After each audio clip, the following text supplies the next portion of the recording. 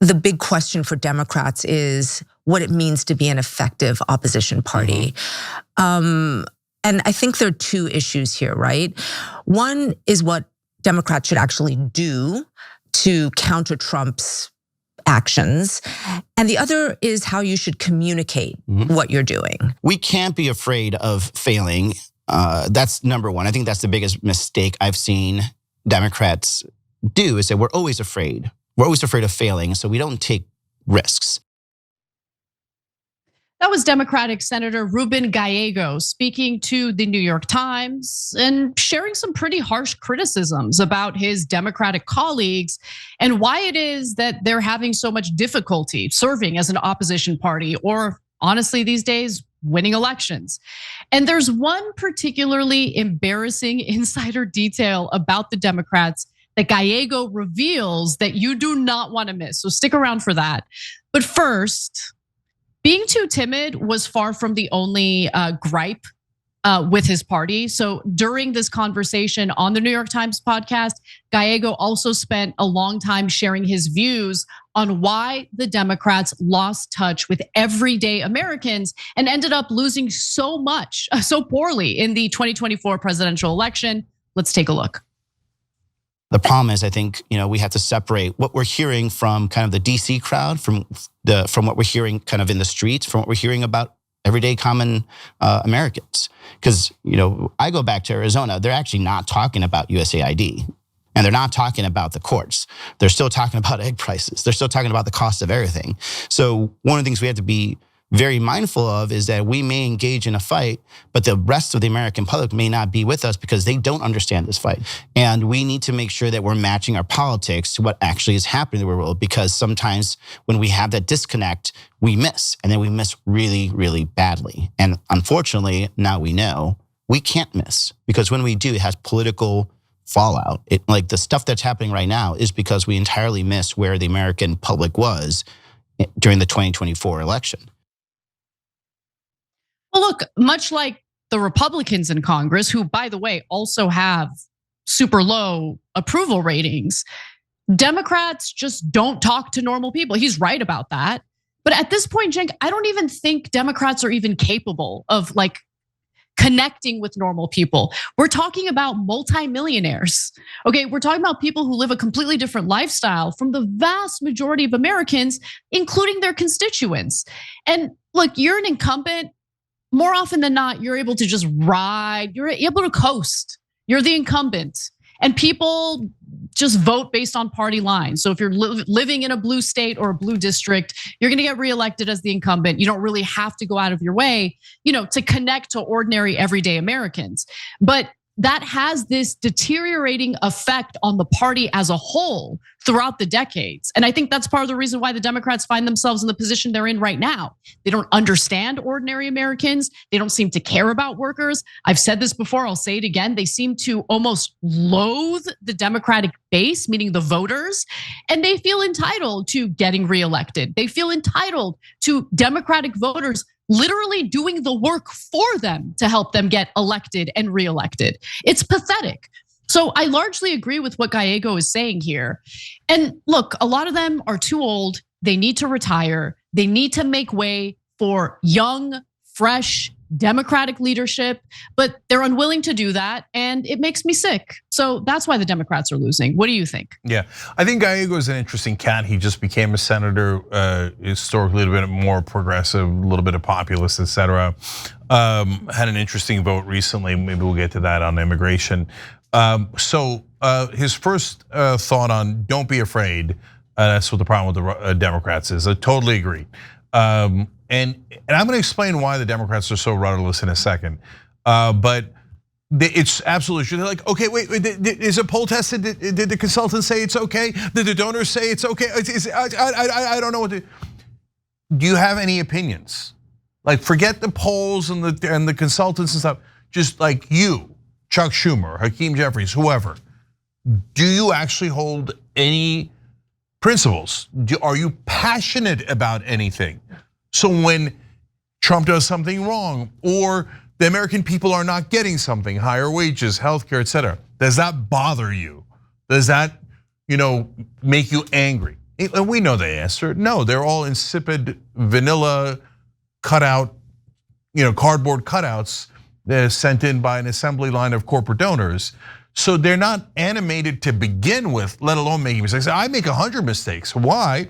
Because I give a damn about things. So I just charge into fight, and when you charge into a fight, I mean, hopefully I've thought it through, and I'd like to think that most of the time that I have. But even so, you're gonna make mistakes because you're taking action. But if you don't take any action, you won't make any mistakes, and that's why they're frozen. They're like deer in the headlights. So I disagree with him on one thing, Anna, which is, he says, okay, save your powder for just economic issues. Now that sounds like something that I would love, right? I'm a huge believer in economic populism overall. I agree with that as your focus. But I think you could at the same time say cutting cancer research was a bad idea. Cutting treatment for AIDS in Africa was a terrible idea. Cutting the water to get lead poisoning, the resources to get lead poisoning out of the water, terrible idea. And we could highlight those, we could talk about those while not being hysterical and not yelling Nazi at everything, right? And by the way, guys, there's a giant constitutional crisis coming if he doesn't listen to the courts. Do not cry wolf until there is an actual constitutional crisis, which by the way might be days away. So if you cry, like you can talk about, hey, why are we letting the lead back in the water without calling it a constitutional crisis or without calling them Nazis or racists, right? But still be super adamant and passionate about that topic. So, but the reason why- Center the people, center people. Yes. Rather than centering your hatred for the right wing as your argument. That's all they do. That's literally all the Democrats do. All they do is talk about how dangerous Trump is, how bad Elon Musk is. I get it, okay. But when they make those arguments, the way they come across is a bunch of elitist pricks who only care about their own power, only care about getting reelected, and they never center the best interests of the American people in any of the arguments they make. And that has been the case since at least 2016, right? Like Trump bad is not only something that most Americans at this point are fatigued from hearing from Democrats. That argument has made them so rusty in being able to make compelling, persuasive arguments in regard to how they're going to serve the people. You get what I'm saying? Yeah, so why do they do Trump bad, Elon bad, like in place of things that would actually help the American people? Because they think, exactly to your point, Anna, they think it's me versus them. No, brother, it's who's going to serve the voters better? I know a Democrat hasn't thought that, other than Bernie Sanders, a couple other guys. They haven't thought that in decades. I mean, I wrote about this in my book, Justice is Coming. We lost these guys. They're a bunch of corporate goons now. So the idea of like, oh, well, I was attacking that guy because it was between me and him, and me. Oh, there's voters involved? Oh, where are they? Or are they below us? Where are they? But Anna, you center the voters 100% right. Instead, they're centering Trump or Musk because they view them as their opponents, or they're centering the donors, which gets to my major point here, which is the reason the Democrats don't know what to do is because of the story I did for you guys yesterday, where the donors have gone home. They're now saying we don't want retaliation from Trump, and we might work with Trump if he's giving away goodies. I'm jealous of my Silicon Valley CEO buddies that are getting all those goodies. I might just flip over to the Republican side. Now, without the donors, which is what they base their entire existence around, they're just a bunch of lemmings going around, what do? There's no donors to give us orders. Where's our orders? That's part of why they're frozen. So we've got 2 more videos. I actually want to go to the next clip where Gallego was asked why Donald Trump was able to connect with Latino voters, especially Latino men, a lot more this time around. Gallego argues it was because Trump was willing to meet them where they're at. Let's take a look.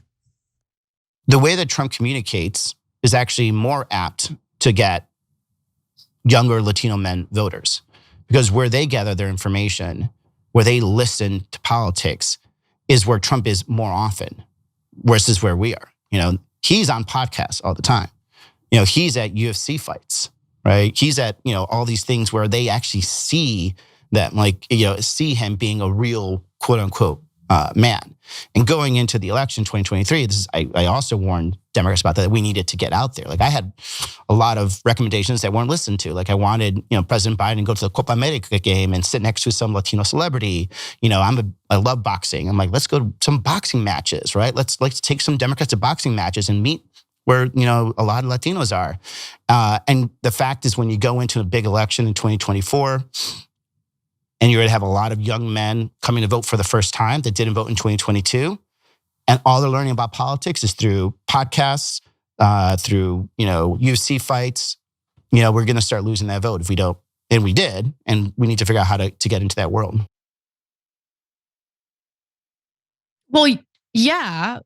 Like the idea that Biden was going to go to like a UFC fight or go to a soccer game is laughable, right? I mean, the way Biden was sold to Democratic voters and some independents in 2020 was things are really chaotic right now and we just want to go back to normalcy. And so we long for the days of the Obama administration. Biden was in the Obama administration as VP.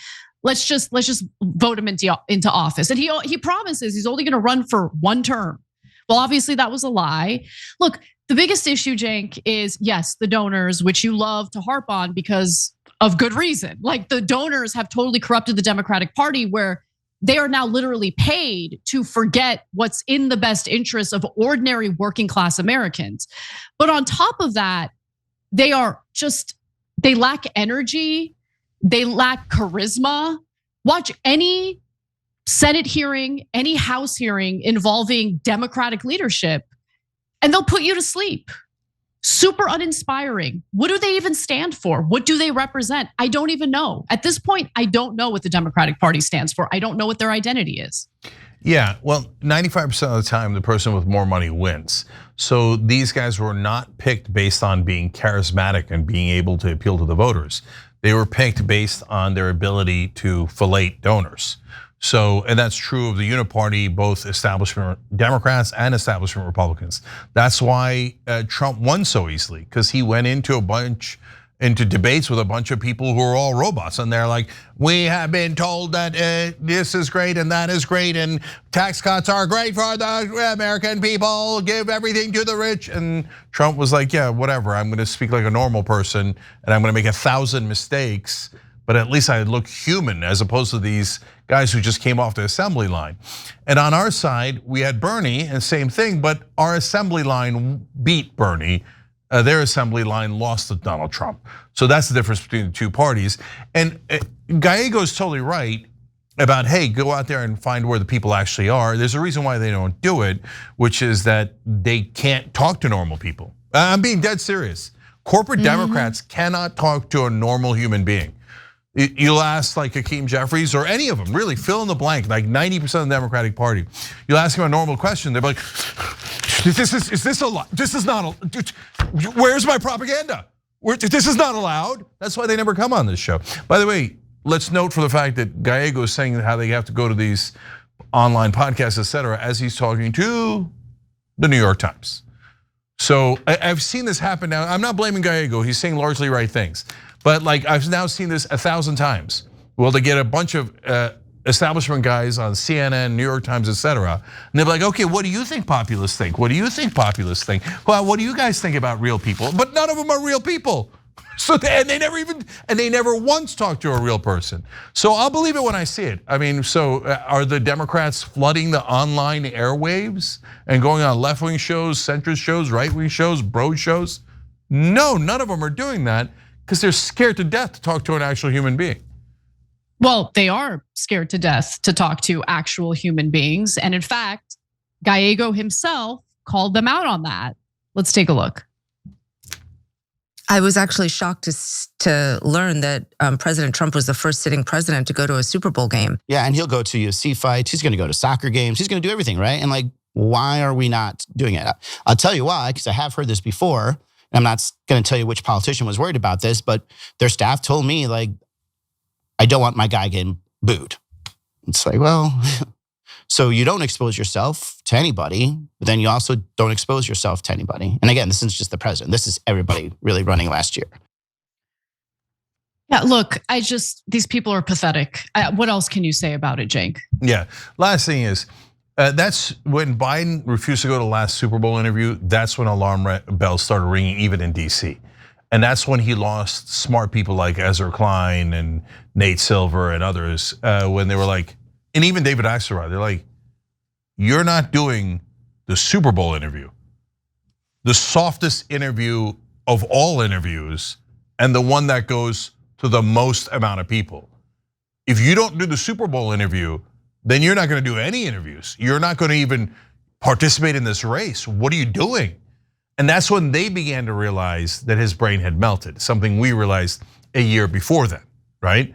And so now, though, look at what Gallego is saying. It's not just Biden. Biden had dementia, couldn't answer questions. But Kamala Harris didn't have dementia.